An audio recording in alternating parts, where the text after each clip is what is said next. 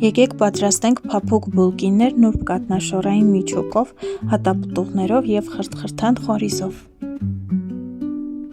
Մածունին ավելացնում ենք շաքարավազ, խմորիչ և մի փոքր ալյուր, խառնում, ծածկում և թողնում ենք 15 րոպե, որ խմորիչը ակտիվանա։ Հետո ավելացնում ենք ձվի դեղնուց, ձիթայող ալյուր, հունձում ենք փափուկ խմոր, ծածկում և թողնում, որպեսզի հասունանա։ Միջուկի համար խառնում ենք կաթնաշոռը, ձվի սպիտակուցը, շաքարավազն ու վանիլինը, ապա բլենդերով հարում։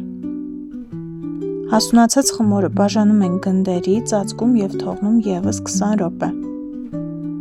Հետո գնդերի մեջտեղի հատվածում բաժակի միջոցով բացում ենք, կողքերը քսում ենք ձվի դեղնուց, կաթի հետ խառնած, ավելացնում միջուկը և հատապտուղներ ըստ ցանկության։ Ես ավելացրել եմ ելակի մուրաբա։ Վրան լցնելու համար պատրաստելու ենք խորիզ, խորիզի համար ալյուրը, շաքարավազը և կարագը լավ մարացնում ենք, լցնում վրան և տեղափոխում ջեռոց 170 աստիճանի տակ 20-ից 25 րոպե թխվելու։